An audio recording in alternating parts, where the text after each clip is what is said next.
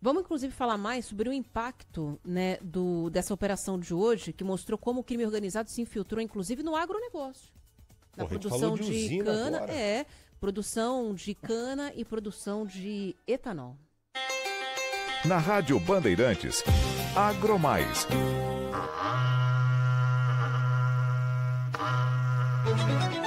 Andrés Ruiz, muito boa tarde a você, meu amigo. Oi, Tudo Andrés. bem?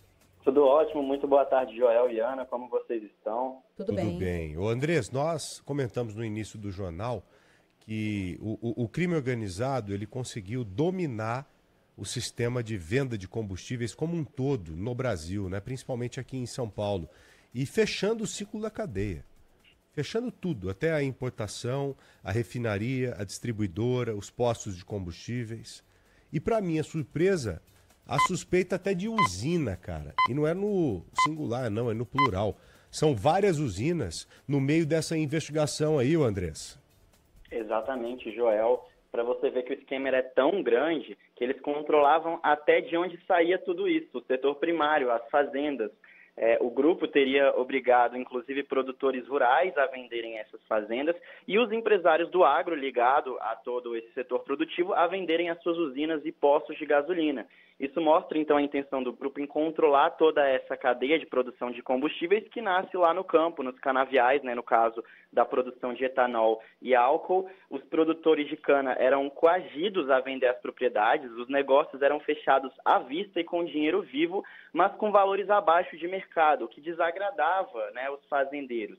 E justamente os relatos são de que mesmo com as vendas, eles não recebiam o valor integral da transação e ainda assim eram ameaçados. Ô Andrés, desculpe, o que você falou que desagradava aos fazendeiros? Me desculpe. Os valores abaixo de mercado. De quê? Eles fechavam com um contrato muito abaixo do que o fazendeiro normalmente venderia a fazenda dele. O que o criminoso obrigava o fazendeiro a vender ali a área dele, a propriedade. Nossa Senhora. Exatamente. E aqueles que negavam, Joel e Ana, se negavam a vender, tinham as suas propriedades incendiadas como forma de intimidação. No ano passado, eu lembro aqui, nessa mesma época do ano, inclusive, de agosto para setembro... Eu assisti um filme de faroeste semana passada com essa mesma história, retratando na época de 1800 e alguma coisa assim, ou seja, século retrasado. Os caras tentando comprar uma fazenda, olha que coisa louca, é idêntico isso, por isso que eu fiz questão de te interromper. Eles chegaram numa fazenda lá para comprar do cidadão, aquele cidadão que mora numa casinha de madeira, ele, dois filhos e uma esposa, aquela vida linda, né, de filme. Aí os sujeitos chegaram para comprar a fazenda porque eles estavam dominando a região. Ele não quis vender. Meteram fogo na fazenda do cara, mataram os bichos todos, mataram a esposa dele, até ele ter que vender. Olha só, se passaram quantos anos? Quase 200.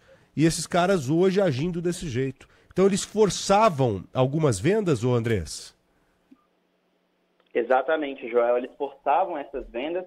E no campo, isso, como você falou, mencionou uma história antiga, acontece com frequência esse tipo de coação, só que era em larga escala, né, no caso do PCC.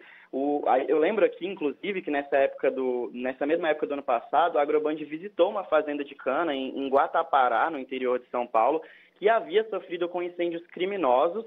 O que a gente não sabia na época era a origem de quem veio, e isso ainda vai ser confirmado, né, porque pode ter vindo de muito lugar. Então vai ser confirmado ao longo da operação da Polícia Federal, mas fato é que os números desses incêndios evoluíram muito bem nessa época do ano passado. Isso aconteceu em vários estados, mas principalmente no interior de São Paulo, porque é em São Paulo que estão concentrados os canaviais, né, que vão gerar depois a produção de etanol. Então, além de estelionato, fraudes fiscais e lavagem de dinheiro, como vocês falaram, ainda bota na conta crimes ambientais e adulteração de combustíveis.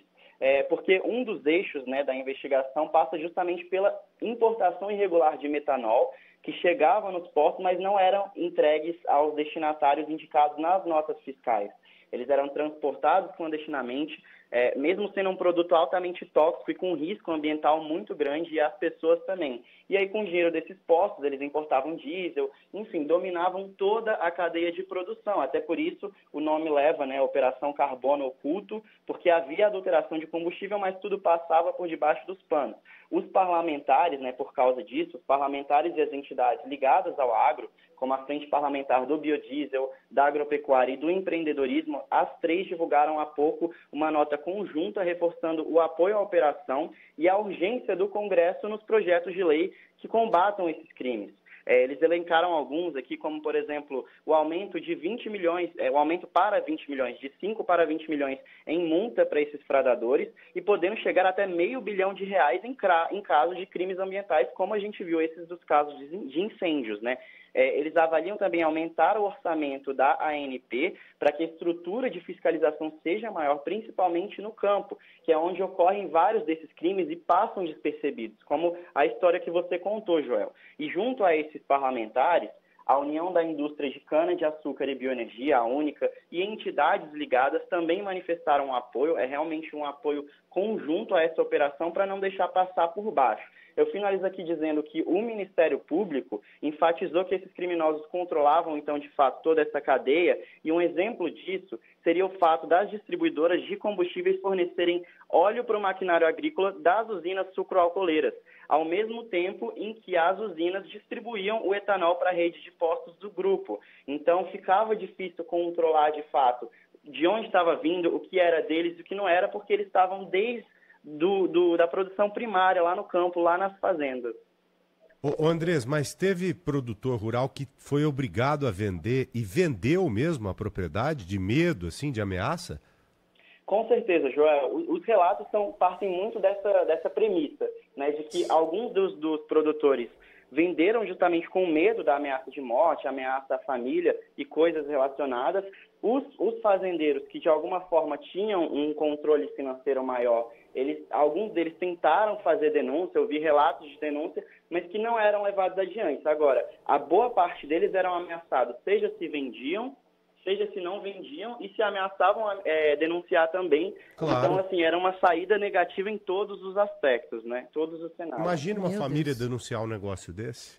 Você imagina qual a segurança que ela tem para isso? Nenhuma. É aceitar e ter que reconstruir a vida. Exatamente, cara.